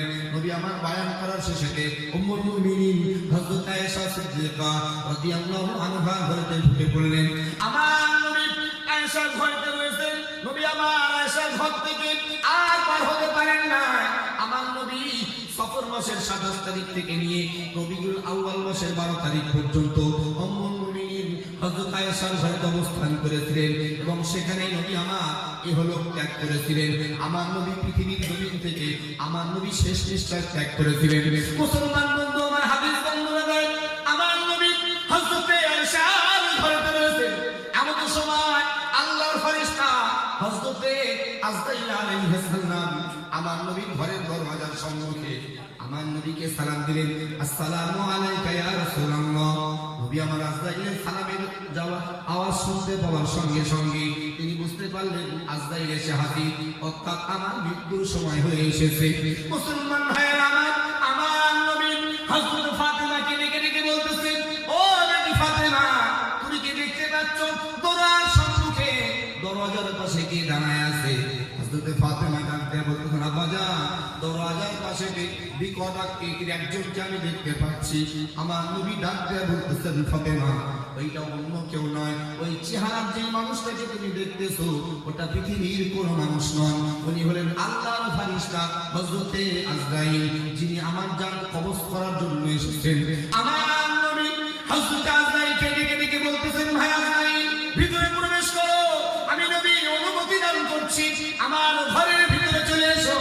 ও মুসলমান, হযরত আজরাইল আমার নবীর সম্মুখে হাজির হয়ে গেলেন। আমার নবীকে ডাক দেয়া বলতেছেন, ইয়া রাসূলুল্লাহ, ইয়া হাবিবাল্লাহ, হুজুর আল্লাহ আপনার থেকে পারমিশন নিতে বলেছেন, আপনি যদি অনুমতি দেন তাহলে আমি আপনার জানটা কবজ করব। ভালো করে আমার নবীর কাছ থেকে পারমিশন নিচ্ছেন, হুজুর আল্লাহ আমাকে বলেছেন আপনি যদি অনুমতি দেন তবেই আপনার জান কবজ করব, অন্যথায় না। আমার নবী আজরাইলকে বলতেছেন, ভাই তুমি তো আমার জান কবজ করবে, আমি আল্লাহর সঙ্গে সাক্ষাৎ করব, আল্লাহর সঙ্গে দিদার হবে, তবে একটুখানি অপেক্ষা করো না, দেখি আমার ভাই জিবরাইল আসে কি। সুবহানাল্লাহ, আর একটু মন খুলে বলেন সুবহানাল্লাহ। আমার নবী উম্মতকে উম্মতের পরিচয় কিভাবে দিয়েছেন একটু ভালো করে বোঝেন। আপনি আমি উম্মত বলে দাবি করছি, উম্মত বলে মিছিল মিছিল করছি, উম্মত বলে বছরে একবার নবী দিবস দিয়ে সুবহানাল্লাহ, আলহামদুলিল্লাহ, নারে তাকবীর, আল্লাহু আকবার পাঠ করছি। সপ্তাহে একদিন 2 রাকাতের জন্য মসজিদে ভিড় করছি, বছরে 2 বার মাথায় রুমাল বেঁধে মাঠের মাথায় চলে যাচ্ছি, উম্মত বলে দাবি করছি। কথা কয় না, ভুল বলছি আমি? আমার নবী উম্মত পরিচয় কাদেরকে দিয়েছেন একটু বোঝেন। আমার নবী মুহাম্মদুর রাসূলুল্লাহ সাল্লাল্লাহু আলাইহি ওয়াসাল্লাম হুজুর আমার আজরাইলকে ডেকে ডেকে বলতেছেন, ও ভাই আজরাইল, একটুখানি সুযোগ দাও, একটুখানি অপেক্ষা করো, দেখি আমি আমার ভাই জিবরাইল আমার কাছে আসে কি। সঙ্গে সঙ্গে হযরত জিবরাইল আমিন এসে হাজির। আসসালামু আলাইকা ইয়া রাসূলুল্লাহ। আমার নবীকে হযরত জিবরাইল সালাম দিলেন। নবী আমার জিবরাইলকে ডেকে ডেকে বলতেছে, ও ভাই জিবরাইল, দেখো দেখো আজরাইল দাঁড়িয়ে আছে আমার জান কবজ করার জন্য। ও ভাই জিবরাইল, বলো বলো, আমার জান কবজ করার জন্য আজরাইল এসে হাজির। আমার নবীকে ডাক দিয়ে জিবরাইল বললেন, ইয়া রাসূলুল্লাহ, ইয়া হাবিবাল্লাহ, আপনি কি কোরআন শুনে নাই? আপনি কি কোরআনের আয়াত বোঝেন নাই? আল্লাহ রাব্বুল আলামিন কেমন ভাবে জানিয়ে দিয়েছেন, ইন্নাকা মাইয়িতুন ওয়া ইন্নাহুম মাইয়িতুন। আমার নবীকে হযরত জিবরাইল বলতেছেন, হুজুর আপনি কি ভুলে গিয়েছেন? অবশ্যই আপনাকে তো মৃত্যুর স্বাদ গ্রহণ করতেই হবে। আমার নবী ডাক দিয়ে বলছেন, জিবরাইল, আমি নবী মৃত্যুর স্বাদ গ্রহণ করব, এতে বিন্দু মাত্র দুঃখ কষ্ট আমার না। তবে জিবরাইল বলো বলো, আমি নবী মৃত্যু বরণ করব, আমি নবী পৃথিবী ছেড়ে বিদায় নেব। ও ভাই জিবরাইল, আমার উম্মতদের উপায় কি হবে? আমার উম্মতরা কিভাবে থাকবে? হযরত জিবরাইল আমার নবীর কথা শোনার সঙ্গে সঙ্গে আমার নবীকে ডাক দিয়ে বলতেছেন, ইয়া রাসূলুল্লাহ, ইয়া হাবিবাল্লাহ, হুজুর আপনি চিন্তিত হবেন না, আপনি যে এই রকম আশঙ্কা প্রকাশ করবেন সেটা আল্লাহ রাব্বুল আলামিন অনেক আগে জানেন, যার জন্য আল্লাহ আমাকে আপনার কাছে পাঠিয়েছেন। ইয়া রাসূলুল্লাহ, আল্লাহ রাব্বুল আলামিন আমাকে আপনার কাছে পাঠিয়েছেন, আর এই সংবাদ আমাকে দিয়েছেন আল্লাহ আপনাকে সালাম জানিয়েছেন। সুবহানাল্লাহ, চিল্লায়ে বলুন সুবহানাল্লাহ। ইয়া রাসূলুল্লাহ, আল্লাহ রাব্বুল আলামিন আমাকে এই সংবাদ দিয়েছেন যে হে জিবরাইল, যাও আমার বন্ধুকে গিয়ে বলে এসো আমি আল্লাহ আমার বন্ধুকে সালাম দিয়েছি, আমি আল্লাহ আমার বন্ধুর জন্য সালাম পাঠিয়েছি। ও জিবরাইল, আর কি আল্লাহ আমার জন্য পাঠিয়েছেন? হযরত জিবরাইল ডাক দেয়া বলতেছেন, ইয়া রাসূলুল্লাহ, ইয়া হাবিবাল্লাহ, আল্লাহ আপনাকে সালাম দেওয়ার পরে এই কথা জানিয়েছেন, ও জিবরাইল আমার বন্ধুকে এই কথা বলে দিও, আমার বন্ধু যে উম্মতের জন্য চিন্তিত, আমি আল্লাহ রাব্বুল আলামিন আমার বন্ধুর উম্মতের জামিনদার আমি আল্লাহ নিজেই হয়ে গেলাম। আরো চিৎকার দিয়ে বলুন সুবহানাল্লাহ। মুসলমান ভাইরা, আমার নবী রাহমাতাল লিল আলামিন, দু জাহানের বাদশা, 1000 বছর পূর্বে পৃথিবীর জমিনে আগমন করেছিলেন। উম্মতের জন্য কি তিনি করেছেন আর উম্মত কাদেরকে পরিচয় দিয়েছেন, একটু গভীর বিশ্লেষণ আপনাকে বোঝা লাগবে। ও বন্ধু, আসেন আর একটু গভীরে যায়। আমার নবী উম্মতের জন্য কি না বলেছেন, উম্মতের জন্য কেমন ভাবে আল্লাহর কাছে চেয়েছেন। একটা লিখে আমার নবী হযরত আয়েশাকে ডেকে বলতেছেন, আয়েশা, হাসরের ময়দানে কোটি কোটি মানুষ যেদিন একত্রিত হবে, ও আয়েশা, হযরত আদম শফিউল্লাহ থেকে নিয়ে আমি মুহাম্মদুর রাসূলুল্লাহ পর্যন্ত সমস্ত নবী রাসূল পয়গম্বর যেদিন একত্রিত হয়ে যাবে, প্রত্যেকের উম্মত উম্মতি যেদিন হাসরের ময়দানে উঠবে, ও আয়েশা, সেই দিন দাঁড়িয়ে নবী মুহাম্মদুর রাসূলুল্লাহ সাল্লাল্লাহু আলাইহি ওয়াসাল্লাম আমার উম্মতগুলোকে দেখে দেখে চিনে নেব। আয়েশার কাছে নবী যখন এই কথা বললেন, হযরত আয়েশা ডাক দিচ্ছেন, ইয়া রাসূলুল্লাহ, হাসরের ময়দানে আদম নবী থেকে নিয়ে আপনি পর্যন্ত প্রত্যেক নবীর উম্মত থাকবেন, কোটি কোটি মানুষের ভিতরে আপনি আপনার উম্মতগুলোকে কিভাবে চিনবেন? ভাইরা আমার, হাদিসের বর্ণনা দেন আল্লাহর নবী মুহাম্মদুর রাসূলুল্লাহ সাল্লাল্লাহু আলাইহি ওয়াসাল্লাম হুজুর আমার আয়েশাকে ডাক দিয়ে বলতেছেন, ও আয়েশা, হাসরের ময়দানে কোটি কোটি উম্মতের ভিতরে আমি আমার উম্মতগুলোকে কিভাবে চিনব? সমস্ত নবীর উম্মতের মধ্যে হতে আমার উম্মতগুলোকে কিভাবে চিনব? ও আয়েশা, একটা ছোট উদাহরণ তোমায় দিই। আয়েশা, শোনো শোনো, যদি একটা খোলা ময়দানে একত্রিত 100 ঘোড়া দাঁড় করানো হয়, আর তোমাকে ডেকে ডেকে বলা হয়, আয়েশা, ঘোড়াগুলোকে গুনতি করো। ও আয়েশা, বলো বলো, তুমি কি ঘোড়াগুলো গুনতি করতে পারবে? উম্মুল মুমিনিন ডাক দিলেন, ইয়া রাসূলুল্লাহ, ইয়া হাবিবাল্লাহ, হুজুর 100 ঘোড়া আপনি দান করিয়ে দেবেন আর আমাকে অর্ডার দেবেন ঘোড়াগুলো গুনতি করার জন্য। হুজুর গো, আমি আয়েশা সহজেই ঘোড়াগুলো গুনতি করে নেব। আমার নবী হযরত আয়েশাকে বলতেছেন, আয়েশা, ওই 100 ঘোড়ার ভিতরে 99টা ঘোড়া যদি লাল হয় আর একটা ঘোড়া যদি সাদা হয়, আয়েশা বলো বলো, তুমি কি দূর থেকে সাদা ঘোড়াটাকে চিনতে পারবে? উম্মুল মুমিনিন মুস্কি হাসি দিলেন, ইয়া রাসূলুল্লাহ, ইয়া হাবিবাল্লাহ, 99টা লাল ঘোড়ার ভিতরে একটা থাকবে সাদা ঘোড়া। সেই সাদা ঘোড়াটা যেখানেই থাকুক না কেন, আমি আয়েশা যত দূর থেকে দৃষ্টি নিক্ষেপ করব, আমার দৃষ্টি পড়ার সঙ্গে সঙ্গে সাদা ঘোড়ার চেহারা দেখে আমি আয়েশা দূর থেকে চিনে নেব। যত দূর থেকে দৃষ্টি আমি পেই না কেন, আমার দৃষ্টি পড়ার সঙ্গে সঙ্গেই সাদা ঘোড়ার চেহারা কালার দেখে আমি চিনে নেব। ভাই আমার নবী হযরত আয়েশাকে ডাক দিয়ে সেদিন বলেছিলেন, আয়েশা, পৃথিবীর জমিনে 100 ঘোড়ার মধ্যে 99টা লাল হওয়ার জন্য একটা সাদা ঘোড়া যেমনি তুমি দূর থেকে চিনতে পারছো, ও আয়েশা, মনে রেখো, হাসরের ময়দানে কোটি কোটি মানুষের ভিতরে আমার উম্মত যেখানেই থাকুক না কেন, আমি নবী আমার উম্মতের উজ্জ্বল চেহারা দেখে চিনে নেব। হযরত আয়েশা বলতেছেন, ইয়া রাসূলুল্লাহ, আল্লাহ বুঝি হাসরের ময়দানে আপনার উম্মতের চেহারা আলাদা বানিয়ে দেবেন যে আপনি চেহারা দেখে চিনে নেবেন? আমার নবী বলতেছেন, আয়েশা, পৃথিবীর জমিনে আমার যারা উম্মত হবে, খুব ভালো করে খেয়াল করেন, ভাইটাল পয়েন্ট, আমরা সবাই দাবি করতেছি আমরা নবীর উম্মাত। এবার আপনি কাগজে কলমে ভালো করে মেলান, রাসূলুল্লাহ কি আপনাকে উম্মাত বলেছেন না বাহিরে লিখেছেন? আয়েশাকে আমার নবী বলতেছেন, আয়েশা, পৃথিবীর জমিনে আমার যারা উম্মত হবে, যারা আমাকে শিক্ষক রূপে মানবে, যারা কোরআনের বিধান মানবে, ও আয়েশা, তারা কি কি করবে শোনো একটু বলি। ভাই আমার, আল্লাহ নবী হযরত আয়েশার কাছে বর্ণনা দিচ্ছেন, আয়েশা, পৃথিবীর জমিনে আমাকে যারা নবী বলে বিশ্বাস করবে, আমাকে যারা নবী বলে মানবে, তারা আমার ইত্তেবা করবে কোরআনের কথা মতো, তারা আমার অনুসরণ অনুকরণ করবে। ও আয়েশা, কোরআনের বিধান মোতাবেক তারা পরীক্ষা দেওয়ার জন্য, আল্লাহর দরবারে পরীক্ষা দেওয়ার জন্য প্রস্তুতি নেবে। আয়েশা রে, আর আমি যে তাদের আদর্শবান শিক্ষক, আমি যে তাদের জন্য শিক্ষক রূপে এসেছি, তারা আমার সাজেশন মোতাবেক চলবে। ও আয়েশা, পৃথিবীর জমিনে আমাকে যারাই নবী বলে মানবে, আমাকে যারা নবী বলে বিশ্বাস করবে, আমাকে যারা শিক্ষক রূপে মানবে, আয়েশা রে, তারা আমার কথাগুলো মানবে। ও আয়েশা, আমার কথা মানতে যে তারা প্রাথমিক পর্যায়ে কিছু কাজ তারা করবে।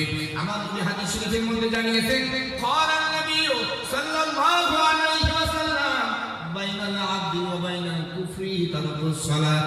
আমার নবী স্পষ্ট ভাষায় জানিয়ে দিয়েছেন, বিশ্ববাসী, আমি তোমাদের নবী, তোমাদের জন্য বলছি, তোমরা শোনো। বাইনাল আবদি ওয়া বাইনাল কুফরি, ঈমানদার আর বেঈমান। নবী বলতেছেন, আব্দুর রহমানের বানানো কথা না, বাইনাল আবদি ও বাইনাল কুফরি, ঈমানদার আর বেঈমান।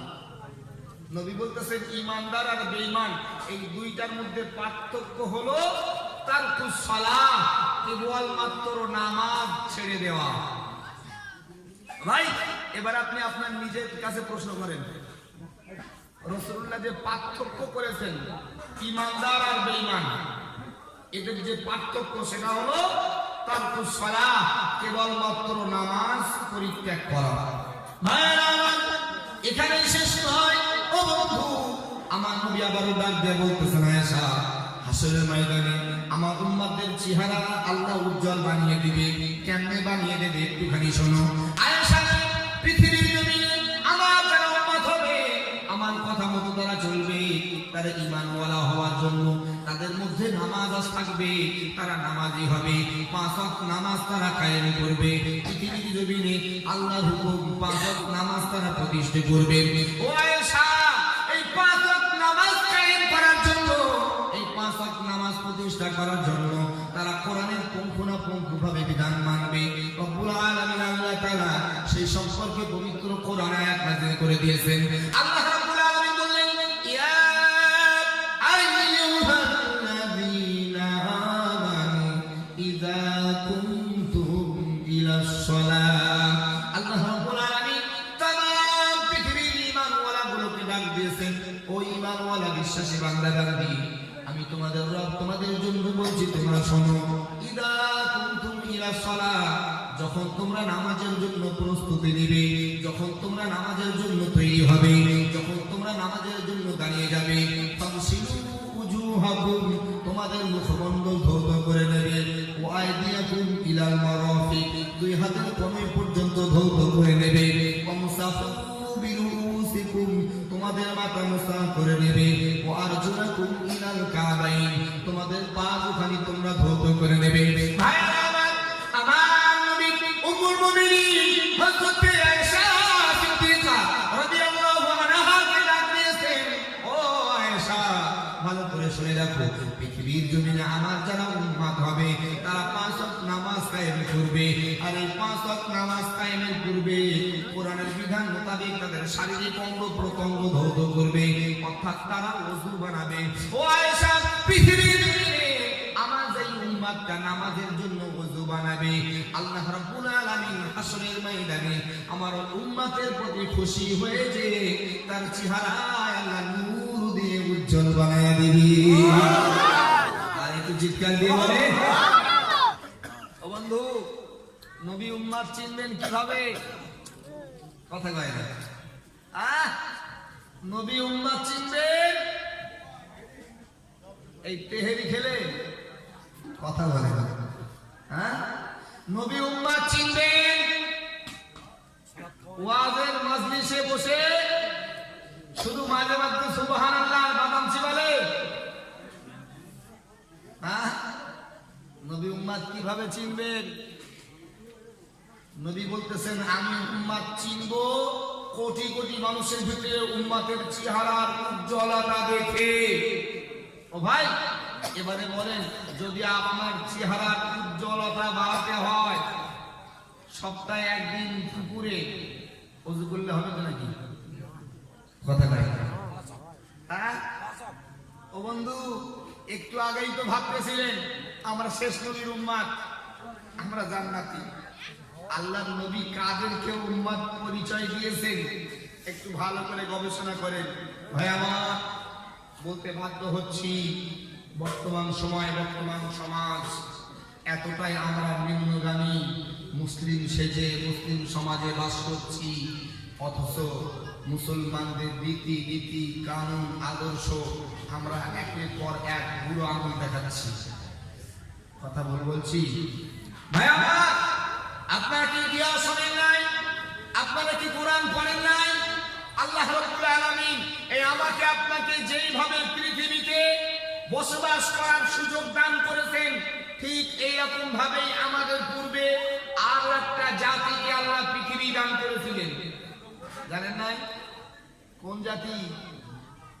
জিন জাতি। আজকের আমি আপনি ঘর বানাচ্ছি, বাড়ি সুন্দর, বাড়ি গাড়ি এত কিছু করছি, তারাও এক সময় পৃথিবীতে এইভাবেই জীবন যাপন করেছে। কিন্তু বর্তমান তাদের আর এই সুযোগ নাই। কি কারণে? তারা আল্লাহকে ভুলে গিয়েছিল। তারা পৃথিবীর মায়ায়, পৃথিবীর লোভে তারা নিজেদের মধ্যে মারামারি, কাটাকাটি, দাঙ্গা হাঙ্গামা এতটাই করেছিল, আল্লাহ বিরক্ত হয়ে তাদের প্রতি গজব দিয়ে তাদের ধ্বংস করতে বাধ্য হয়েছিল। আপনি আমি কি সেটাই চাই যে আল্লাহ আমাকে আপনাকে ধ্বংস করে দিন? কথা কন না কেন? চাই কি? তাহলে সময় আছে, ফিরে আসেন, কিছু বোঝেন। রাসূলুল্লাহ পৃথিবীতে এমনি এমনি আসেননি, তিনি এসেছেন আমাকে আপনাকে অন্ধকার থেকে আলোর দিকে নিয়ে যাওয়ার জন্যই। ভাইরা, বলতে বলতে অনেকটা এসেছি। মুসলমান, আমি আপনাকে শুরুতেই বলেছি, স্রষ্টার দরবারে পরীক্ষা আপনার দেওয়া লাগবে, আল্লাহর দরবারে পরীক্ষা আপনাকে দিতেই হবে। আর আল্লাহর দরবারে পরীক্ষা দেওয়ার জন্য আল্লাহ রাব্বুল আলামিন উপযুক্ত শিক্ষক আপনার জন্য, আমার জন্য পাঠিয়েছেন। মুসলমান বন্ধু আমার, শুধু শিক্ষক পাঠিয়েছেন তা নয়, আল্লাহ রাব্বুল আলামিন আপনাকে আমাকে সঠিক রাস্তায় চলার জন্য গাইডলাইন স্বরূপ 6666 খানা আয়াত বিশিষ্ট একটি পূর্ণাঙ্গ কিতাব আল্লাহ নাযিল করে দিয়েছেন। মুসলমান বন্ধু আমার, আপনি পবিত্র আল কোরআন ফলো করি, কোরআনের দৃষ্টান্তগুলো যদি মেনে চলি, নবী মুহাম্মদুর রাসূলুল্লাহ সাল্লাল্লাহু আলাইহি ওয়াসাল্লামের কথা মতো যদি আমরা আমাদের জীবন পরিচালনা করি, তাহলে আশা করা যায় হাসরের ময়দানে আল্লাহ নবী আমাদিগকে উম্মাত বলে চিনে নেবে। আশা করা যায়। আর যদি বলেন ও মৌলবীদের বলতে হয় তাই বলতেছে, এখন তো মৌলবীরা সব ভাড়ায়, মৌলবীরা ভাড়ায় আসতেছে, এখন ভাড়া করে এনেছি, ও মৌলবীর সময় এত সময় পর্যন্ত বলতেই হবে, না বললেই তো আর মৌলবীর পকেট ভর্তি হবে না। দেখো বলতেছে বলুক, আমরা আমাদের যে কাজ করতেছি তাই করবো, অসুবিধা নাই। ভাই আমার, এখন থেকে কিয়ামত পর্যন্ত যদি আপনি নবী দিবস দেন, তথাপিও আপনি রাসূলুল্লাহ উম্মত হতে পারবেন না যদি নাকি আপনার ভিতরে রাসূলুল্লাহর আদর্শ ফুটে না ওঠে। কথা বোঝেন নাই? রাসূলুল্লাহর আদর্শ আপনার আমার মধ্যে ফুটিয়ে তোলা লাগবে। বলবেন হুজুর, রাসূলুল্লাহর আদর্শ কি ফুটিয়ে তুলবো আমরা? আমাদের মধ্যে কেমন আদর্শ, কি আর আদর্শ ফুটিয়ে তুলবো? আমরা তো মোটামুটি নামাজও পড়ি, আর দাড়িও রাখি, মাঝে মধ্যে হুজুর দেখলে সালাম দেই, আর কি? তাই আমার আপনি আমি সমাজে মুসলমান বলে দাবি করছি, রাসূলুল্লাহর উম্মত বলে পরিচিত দিয়েছি, সব কিছু দেওয়ার পরেও আমার আপনার মুখেতে দাড়ি রয়েছে, মাথায় টুপিও দিচ্ছি, বড় জামাও গায়ে দিচ্ছি, মুসলিম সেজে মুসলিম সমাজে থাকছি, অথচ রাসূলুল্লাহ সম্পূর্ণ বিধানগুলোকে ছেড়ে দিয়ে বেঈমানদের হুকুম আহকাম মোতাবেক বেঈমানদের অনুসরণ করেই জীবনযাপন করছি। বলবেন হুজুর কই, আমরা তো এরকম করি না। ভাই আমার, একটা একটা করে যদি আমি আপনাদেরকে দৃষ্টান্ত দিই, ধরিয়ে দিই, হয়তো আপনারা রাগ করবেন। রাগ হচ্ছে আপনাদের? এই রাগ করতেছেন না তো? বলবেন কি বক্তা তা উত্তরে এনেছি, ধরে ফেলে বেশ ভালোই তো দেখছে। ও ভাই, আমি আপনাকে তিরস্কার করছি না, অবজ্ঞা করছি না, আপনাকে খারাপ বলছি না, শুধু এতটুকু আমার নৈতিক দায়িত্ব রয়েছে আপনার কাছে সঠিক তথ্যটা পৌঁছে দেওয়া। ততটা জ্ঞান আমার ভিতরে যদিও নাই যে আপনাকে বিশালভাবে আমি আপনাকে বোঝাবো, যতটুকু জ্ঞান আছে চেষ্টা করছি আপনাকে বোঝানোর। যদি আপনি বোঝেন আলহামদুলিল্লাহ, না বুঝলে আল্লাহ যদি আপনাকে হেদায়াত না দেয়, আল্লাহ না করুক কারো অন্তরে, আল্লাহ বলতেছেন ফাতানাল্লাহু আলা কুলুবিহিম, যদি কারো অন্তরে আল্লাহ মোহর মেরে দেন, হাজার আপনি চেষ্টা করবেন, আমি আপনাকে হাজার চেষ্টা করব বোঝানোর, তথাপিও আপনি বুঝবেন না। আল্লাহ যদি মোহর একবার মেরে দেন, অতএব এখনো সুযোগ রয়েছে, পরিবর্তন হয়ে যান, ফিরে আসেন। যেমন রাসূলুল্লাহর জন্মদিনে আনন্দে আপনি এই মাসে আনন্দ করার জন্য এই মজলিসে বসেছেন, আজকের থেকেই প্রতিজ্ঞাবদ্ধ হন রাসূলুল্লাহ পৃথিবীতে এসে কি করেছেন, কোন শিক্ষা আমাদের জন্য দিয়ে গিয়েছেন। আসেন, বলতে বলতে আরেকটা হাদিসের বর্ণনা দিয়ে যাই। বলবো পিছনের মানুষগুলো চুপ মেরে গেছেন। যদি আপনারা চুপ মেরে থাকে, কিছু আওয়াজ না দেন, তাহলে ভাববো হয়তো আপনাদের আর ভালো লাগতেছে না, আবার পরবর্তী বক্তা নিয়ে আসবে নাকি। কথা কয় সবাই ঠিক আছেন? দেখি কেমন ঠিক আছেন। লিল্লাহি তাকবীর। এই কয়েকজন তাও মুরব্বী চাচারা, যুবক ভাইয়েরা বলতেছে আমরা তো সব ধরা পেয়ে যাচ্ছি, আমরা আর বেশি সাই দেব না, সব ধরা খাচ্ছি তো আমরা। কথা বুঝেন নাই? যুবকেরা দেখতেছে সব যা কিছু হুজুর বলতেছে এর মধ্যে আমরা ধরা খেয়ে যাচ্ছি। আমরা বেশ অনেকদিন ধরে কালেকশন করেছি এই গ্রামে, সবার কাছ থেকে যে টাকা পয়সা নিয়ে আজকের একটু বেশ ভালো পাঞ্জাবি গায়ে দিয়ে, টুপি মাথায় দিতে হয় না, পাঞ্জাবি গায়ে, গলায় একটা ওড়না ঝুলে দিয়ে রাস্তায় ঘুরতেছি, বুকে একটা গাছ লাগিয়ে, ও কি সুন্দর দৃশ্য। আর হুজুর যা বলতেছে দেখতে সব আমাদের বিপক্ষে। বলটা কানিবেন না, ভুল বুঝবেন না, আমি আপনাকে বোঝানোর লক্ষ্যে বলতেছি। ভাইরা আমার নবী মুহাম্মদুর রাসূলুল্লাহ সাল্লাল্লাহু আলাইহি ওয়াসাল্লাম হুজুর আমাদের হাজার বছর পূর্বে পৃথিবীর জমিনে এসেছিলেন। আমার নবী পৃথিবীতে এসে, পৃথিবীতে আসার পরে কত কষ্ট সহ্য করেছেন দিন কায়েম করার জন্য। ও মুসলমান, ও ভবানীপুর এলাকার মুসলমানেরা, একটু কি আপনারা আমায় বলবেন, আপনারা যদি নামাজ পড়তে যান আপনাদের কি কেউ বাধা দেয়? আপনারা যদি কোরআন তেলাওয়াত করতে যান কেউ কি আপনাদের আঘাত করে? আপনারা যদি আপনাদের জবান দিয়ে বলেন লা ইলাহা ইল্লাল্লাহ মুহাম্মাদুর রাসূলুল্লাহ, এই কথা বলার জন্য যদি আপনাকে কেউ কোনো সময় কেউ কোনো গালিগালাজ করেছে, না মুসলমান এমনটা তো আপনাকে কেউ করে না, তথাপিও আপনাকে মসজিদে পাওয়া যায় না, তথাপিও আপনাকে আল্লাহর হুকুম মানতে দেখা যায় না, তথাপিও আপনাকে শরীয়তের বিধান মোতাবেক চলতে দেখা যায় না। ও বন্ধু, আপনি কি জানেন এই কোরআন প্রতিষ্ঠার জন্য, এই দিন কায়েম করার জন্য, এই দিনকে পৃথিবীর জমিনে বাস্তবায়ন করার জন্য আমার নবী রাহমাতুল লিল আলামিন হুজুর কতটা কষ্ট সহ্য করেছেন, কতটা ত্যাগ স্বীকার করেছেন, তা মুসলমান হয়তো আপনার জানা নাই। আসেন আপনাকে হাদিসের বর্ণনা দিই। উম্মুল মুমিনিন হযরত আয়েশা সিদ্দিকা রাদিয়াল্লাহু আনহার ঘরেতে এক তারিখে আমার নবী প্রবেশ করেছে। আমার ধার্মিকা মায়েরা, যাদের কানেতে মাইকের আওয়াজ যাচ্ছে, একটু গভীর মনোযোগ দিয়ে বুঝবার চেষ্টা করেন। আমার নবীর বিবি হযরত আয়েশা সিদ্দিকা রাদিয়াল্লাহু আনহা, আমার নবী হযরত আয়েশার ঘরে প্রবেশ করেছেন। উম্মুল মুমিনিন আমার নবীকে পেয়ে সঙ্গে সঙ্গে খেদমত করা শুরু করেছেন। ও মা, আপনার স্বামী রয়েছে, জানি না আপনার স্বামীকে কেমন ভাবে আপনি খেদমত করেন। একটু সেদিন আমার নবীর বিবি থেকে নবীর বিবি কেমন ভাবে স্বামীকে খেদমত করেছেন। আমার নবীকে হযরত আয়েশা সিদ্দিকা সেবা করতেছেন, খেদমত করতেছেন।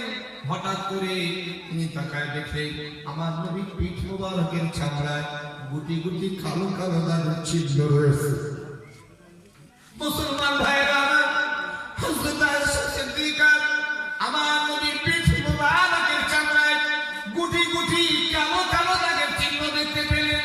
দেখতে পাওয়ার সঙ্গে সঙ্গে উম্মুল মুমিনিন ডাক দিচ্ছেন, ইয়া রাসূলুল্লাহ, ইয়া হাবিবাল্লাহ, হুজুর আপনি যদি অনুমতি দেন আমি আয়েশা আপনাকে একটা কথা জিজ্ঞাসা করতে চাই। ও মা, আমার নবীর বিবি আয়েশা সিদ্দিকা নবীকে একটা কথা জিজ্ঞাসা করবে, যার জন্য নবী থেকে পারমিশন নিচ্ছে। আর আপনি আপনার স্বামীর থেকে পারমিশন তো দূরের কথা, আপনার স্বামী যদি একটুখানি বাড়ির বাইরে যায় সঙ্গে সঙ্গে অপর দিক দিয়ে অন্য একটা কাজ শুরু করে। বলছি হ্যাঁ, বর্তমান সমাজে হচ্ছে কি হয় না? কথা কয় না। আপনাদের ভবানীপুর এলাকার মায়েরা মনে হয় ভালো, আলহামদুলিল্লাহ। এই এলাকার মায়েরা ওই রকম কিছু করে না। তবে আমি দেখেছি কিছু কিছু এলাকার মায়েরা বোনেরা কোন আছে, স্বামী বাইরে কাজ করতে গিয়েছে, 5 দিন 7 দিন বাড়ি আসে না, দেখতেছে বেশ ভালোই সুযোগ। স্বামী বলতেছে ঠিক আরো বেশি দিন থাকো, আরো 10 দিন থাকো, বেশি রোজগার করে বাড়ি এসো। এদিকে ফোনে আরো 1 জন 2 জন 3 জন 5 জন যতগুলো ইচ্ছা। মামা, আপনি আপনার স্বামীকে গোপন করতে পারছেন, আল্লাহকে তো গোপন করতে পারবেন না। নবীর বিবি আয়েশা নবীর থেকে একটা কথা জিজ্ঞাসা করবেন, তার জন্য অনুমতি চাচ্ছেন। হুজুর আপনি যদি পারমিশন দেন আপনাকে একটা কথা আমি জিজ্ঞাসা করব। আমার নবী বলতেছেন, আয়েশা আমি হলাম তোমার স্বামী, তুমি হলে আমার বিবি, তারপরে আমি হলাম তোমাদের নবী। ও আয়েশা, পারমিশন দেওয়ার কি আছে, বলো কি তোমার জানার ইচ্ছা আছে? ভাইরা আমার, হযরত আয়েশা সিদ্দিকা রাদিয়াল্লাহু আনহা আমার নবীকে ডাক দিয়ে সেদিন বলেছিলেন, ইয়া রাসূলুল্লাহ, ইয়া হাবিবাল্লাহ, হুজুর আপনার কি কোনো সময় বসন্তের রোগ হয়েছিল, যে আপনার পিঠ মুবারকের চামড়া গুটি গুটি কালো কালো দাগের চিহ্ন রয়েছে? আমার নবী হযরত আয়েশার কথা শোনার সঙ্গে সঙ্গে চোখের পানি ধরে রাখতে পারলেন না। নবীর চোখ দিয়ে টপ টপ টপ টপ করে পানি পড়তেছে। আমার নবী কাঁদতেছেন। নবীর চোখের পানি হযরত আয়েশা সহ্য করতে পারলেন না। আয়েশা নিজেকে তিরস্কার করলেন, আফসোস আমার একটা কথার কারণে আমি তাকায় দেখছি রহমাতাল লিল আলামিন কাঁদতেছে, নবীর চোখ দিয়ে পানি ঝরতেছে। আমার থেকে বড় অসহায় এখন আর কেউ নাই। আমি আয়েশা বিয়াদবি করে ফেলেছি, আমি আয়েশা অন্যায় করে ফেলেছি, আমি আয়েশা আমার কথার কারণে নবী কাঁদতেছেন। মুসলমান ভাইরা, হযরত আয়েশা নিজেকে অপরাধী সেজে দ্রুত গতিতে ফাতেমার কাছে চলে যায়। ফাতেমা কেঁদে কেঁদে বলতেছেন, বেটি ফাতেমা, আমি আয়েশা আমার একটা কথার কারণে আমি তাকাই দেখছি রহমাতাল লিল আলামিন কাঁদতেছে, নবীর চোখ দিয়ে টপ টপ টপ টপ করে পানি পড়তেছে। ও ফাতেমা, আমি আয়েশা আমার শরম লাগতেছে, আমার লজ্জা লাগতেছে, আমি একা নবীর সম্মুখে যেতে পারছি না। ফাতেমা রে, একটা বার তুমি আমার সঙ্গে চলো, আমার হয়ে তোমার আব্বার কাছ থেকে ক্ষমা চেয়ে নাও। আমার কথায় নবী যদি দুঃখ পায় আল্লাহর রাস্তে তিনি যেন আমাকে মাফ করে দেন। মুসলমান ভাইরা আমার, আমি সেই বর্ণনা দেয় হযরত ফাতেমা নবীর কান্নার খবর পেয়ে সঙ্গে সঙ্গে আমার নবীর কাছে হাজির।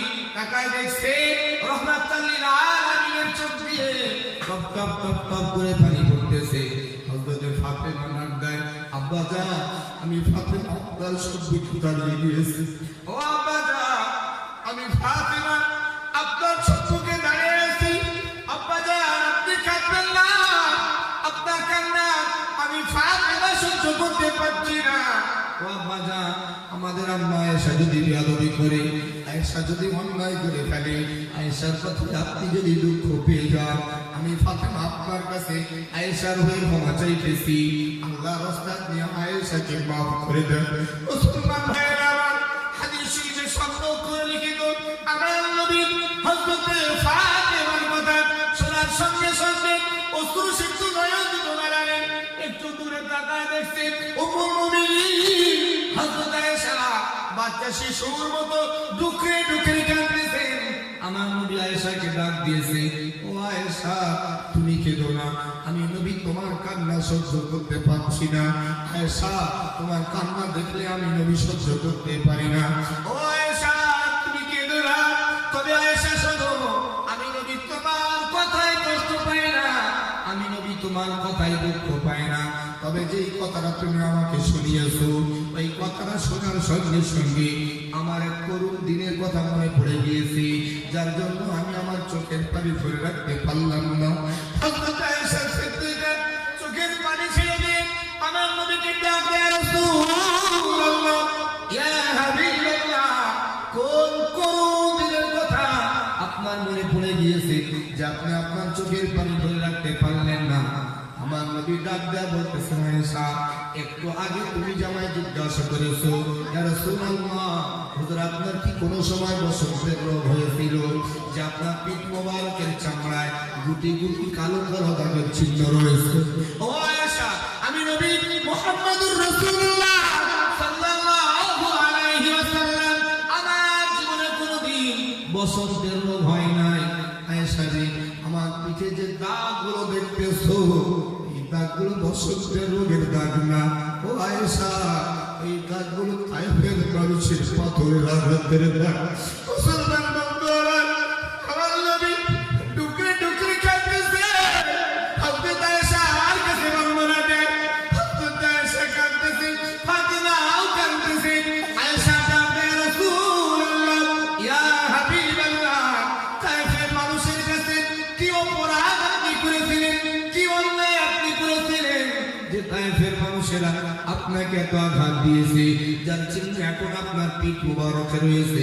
আমার নবী ডাক দিয়ে সেদিন বলেছিলেন, আয়েশা, ও ফাতেমা, তায়েফের মানুষের কাছে আমি নবী বিন্দু মাত্র অপরাধ করি নাই, আমি নবী কিঞ্চিত পরিমাণ অন্যায় করি নাই। আয়েশা রে, তায়েফের মানুষের কাছে আমি নবী কোনো অপরাধ করি নাই, আমি নবী মুহাম্মদুর রাসূলুল্লাহ সাল্লাল্লাহু আলাইহি ওয়াসাল্লাম, আল্লাহ রাব্বুল আলামিন আমাকে নবুয়ত দান করেছিলেন। আমি নবুয়ত প্রাপ্ত হওয়ার পরেতে তায়েফের মানুষগুলোকে আমি নবুয়তের দায়িত্ব পালনের জন্য তাদেরকে ডাক দিয়ে দিয়ে বলতেছিলাম, ও তায়েফের মানুষেরা, তোমরা আল্লাহকে রব স্বীকার করো আর আমাকে আল্লাহর পাঠানো পয়গম্বর বিশ্বাস করো।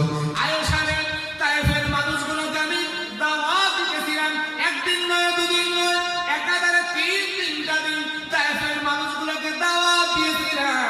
আয়েশা, 3 দিন যাবত দাওয়াত দেওয়ার পরে একজন তায়েফের মানুষ আমাকে নবী বলে বিশ্বাস করে নাই, আল্লাহকে রব বলে স্বীকার করে নাই। আয়েশা, 3 দিন পরেতে আমি নবী মুহাম্মদুর রাসূলুল্লাহ সাল্লাল্লাহু আলাইহি ওয়াসাল্লাম তায়েফের জমিন থেকে ফিরে আসতেছিলাম। এমন সময় তাকায় দেখি তায়েফের মানুষগুলা রাস্তার পাথরগুলো তোলে আর আমি নবী আমার শরীরের দিকে নিক্ষেপ করা শুরু করেছে।